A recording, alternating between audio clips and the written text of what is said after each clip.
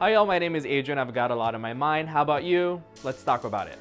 So today we have Ann Escamilla, and we are going to be talking about food insecurity in the Rio Grande Valley. Food insecurity is kind of a new topic for a lot of people. It's definitely something that I didn't think about in depth as we're going to talk about it today.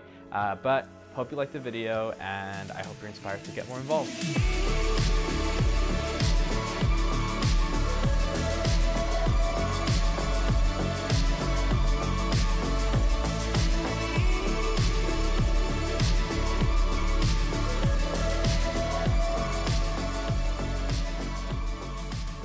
All right, Ann. Hi.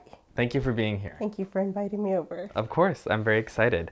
So as I said in the intro, we're going to be talking about food insecurity, and more specifically, food insecurity in the RGV. In the RGV. So let's just dive into it. Definitely. For people that might not know, what is food insecurity? Food insecurity as a term is new, but the concept's been around for a long time. Technically, it's when you don't have enough nutritious food to keep you going. I teach this to my students at the university, and I always tell them, imagine that it's Tuesday, and you have a can of corn, and a couple of bags of popcorn, and you don't get paid until Friday, and that's all the food you have to eat. Technically, you can fill yourself up, but just how nutritious is that kind of food? Yeah. And how much, even if you had a bag of bread to add to that, how much nutrition do you have there? So, and technically you could have eaten a full meal today. But again, if it's Tuesday and you have Friday and you have a job, you still need food for those 3 to 4 days. Yeah, and I think that's one thing that definitely when I was introducing myself to the idea, I saw a lot of people kind of misinterpreting is that they thought food insecurity only affected people that maybe were displaced or people that were unemployed or underemployed. But this is something that happens on a systematic level to people regardless of how much you work or don't work. Exactly. And it all depends on how many bills you have, if you're ill, how many people in your family are ill. Usually if you have elderly parents, I have a mom and she's not 100% well, so we have to make sure that her medication is up to par, and if she can't afford it, we help out with it. But then my niece and nephew still have to eat, and so, what is it that we do without? And it goes back to maybe even medication-wise. People have medical, pharmaceutical insecurities when they go, okay, I can only afford these many pills, so let me take one today, I'll skip tomorrow. And so it builds up on that. It builds up on that because, and it's funny because our culture, we are so determined to be independent. And there's nothing wrong with that. Yeah. But at the same time, it's to our detriment at times. But what are certain things or what are certain factors that can lead to food insecurity? I think it's quite a lot, and it's really easy to fall into that. I'll give you the prime example as to how easy that was. Government shutdown 2019. So those people were out of work, about a month. Yeah. The amount of food that was needed for the food pantries and for the food banks was phenomenal. Can't imagine. I can't even imagine. There was this one lady who had stated that she and her family had. I paid so much attention to this. This lady said that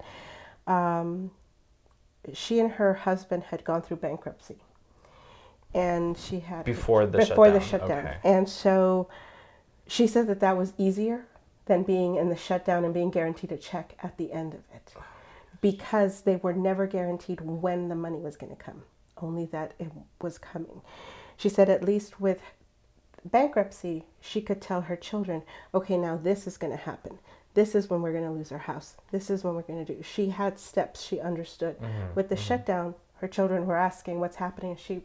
I don't know. There's no answer. And to think that a bankruptcy is easier than a shutdown. That's mind-boggling. It is. But if you think about it, a lot of us, and I'm going to include myself into this, we're all one paycheck away from being completely in a completely catastrophic event, you know, financially. I was about to say that, you said it.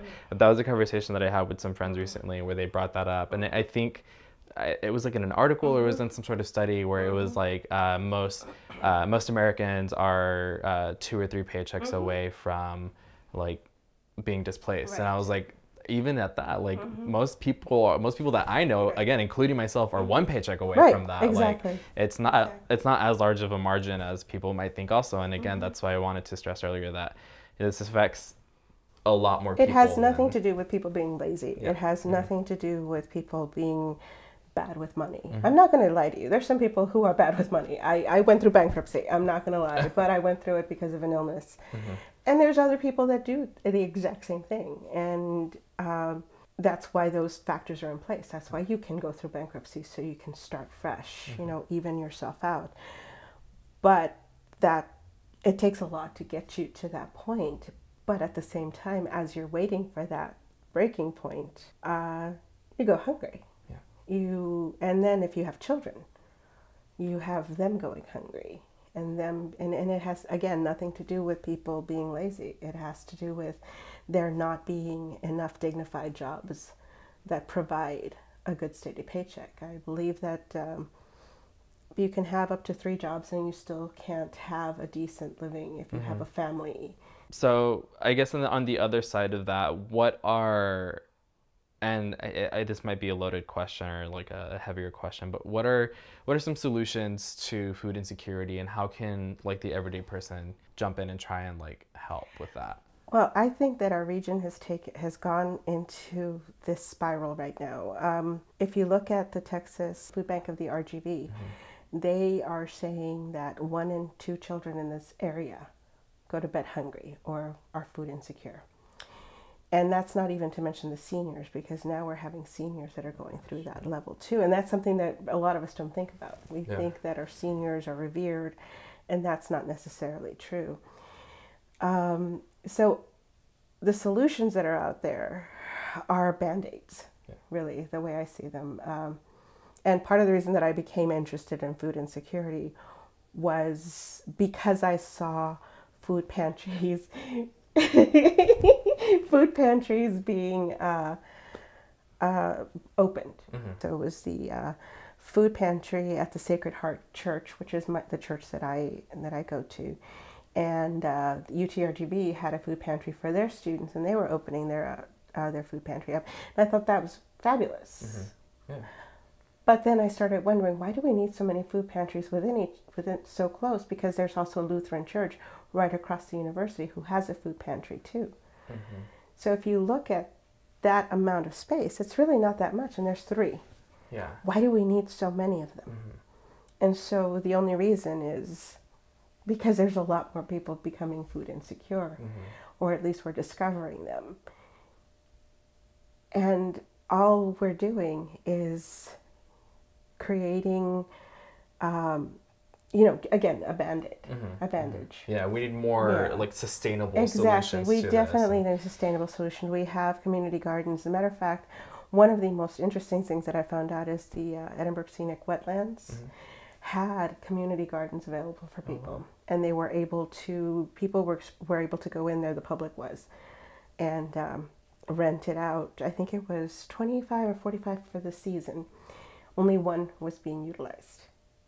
Really? Yes. Oh, that's a shame. It is a shame when you think about that. I didn't even know that existed. So I think it's also a matter of like, publicity and letting people know that these resources exist and that they're accessible. The food bank actually has community garden in their far location as well, and there's this growing thing. And the thing is that people who use it and rent it out are able to grow food for themselves, and then I believe it's every Thursday they're able to sell whatever's left over to the community, so they make money off of the food that they grow. Keep that production exactly going. So they have it go back and forth.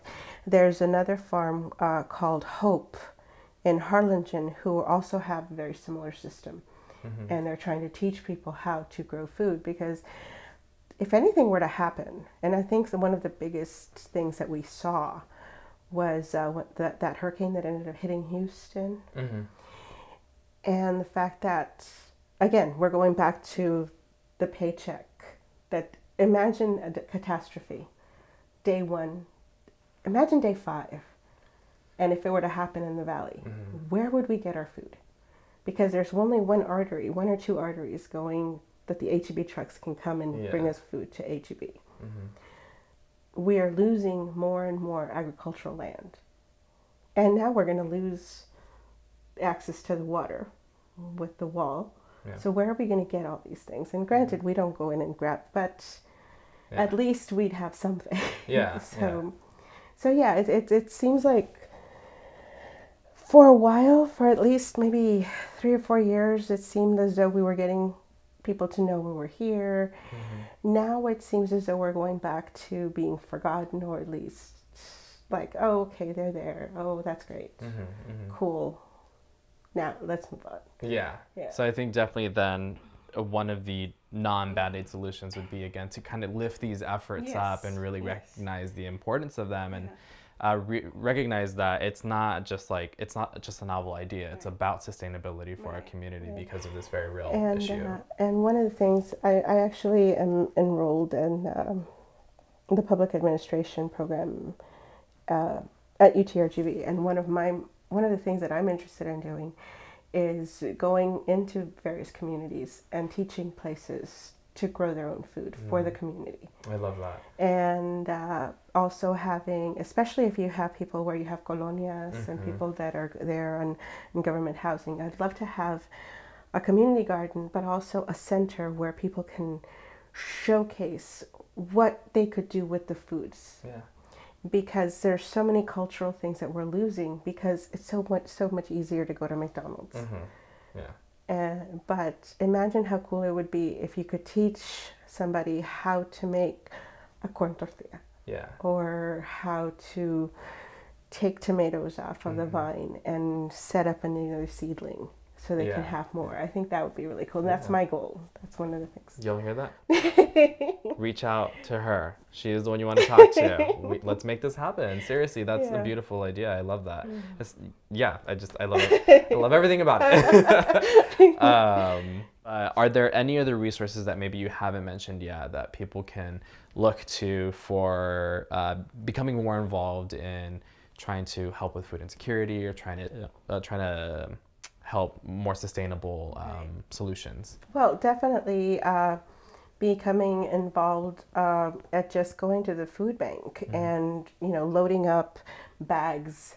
That way people can just go in and take the bags, or going to the food market, the market, and buying the fresh vegetables. Putting your dollars to use in your community. Exactly. But every month at the end, I believe it's in September, they have an empty bowls banquet or seminar, and they invite a bunch of, the food bank does invite, that's their big fundraiser. They invite restaurants from the area, and people go in, they listen to some good music, some DJs are there, and they taste food from the area, and you just hang out, and they have a silent auction. But during the year, they hold empty bowl seminars where they actually create the bowls. Oh, wow. That people do. So you pay, I believe it's like $10 to decorate your bowl, and they leave, and you leave it there. And during the empty bowls fundraiser, you can go and pick one up, and it represents the empty bowls that are in the area. That's awesome. And you think it's kind of like cheesy when you first think about it, when you first hear about it, but there's something about seeing tables full of empty bowls. Wow.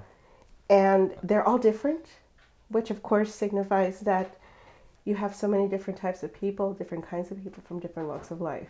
Yeah. So you have these bowls that have been decorated by everything from a child to a dad to a family. And wow, they have that sounds like so just like impactful to see. Okay, food bank of the RGV, right? Food bank of the RGV. I'm gonna look into that, and I feel like I had never heard of that, and that sounds like so beautiful. That sounds like an amazing way to get more involved.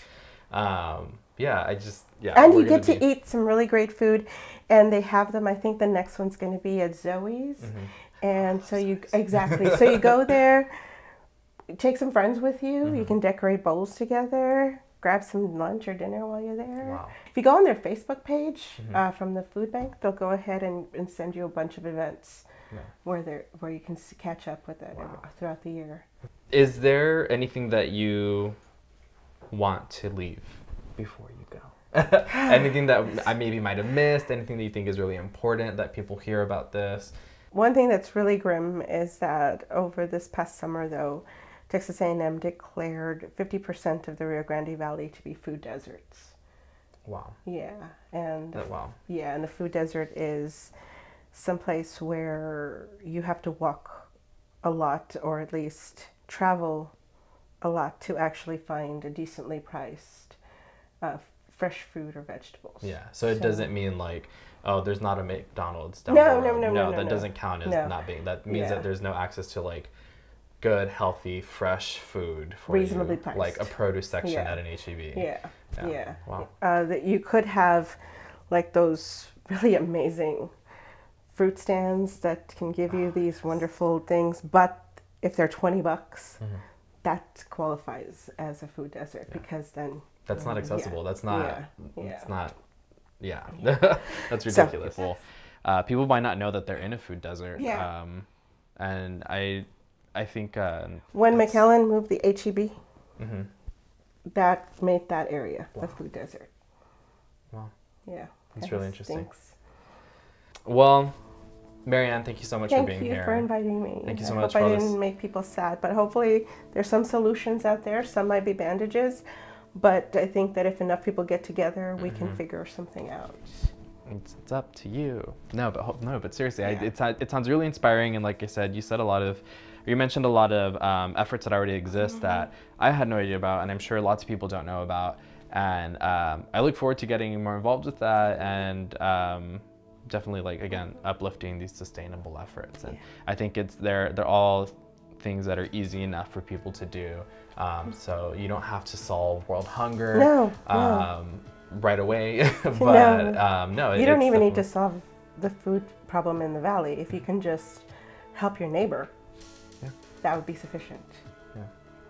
Beautiful words to end on. Thank you so much, Marianne, for being here. You. Thank you all for tuning in, and we'll see you later. Bye.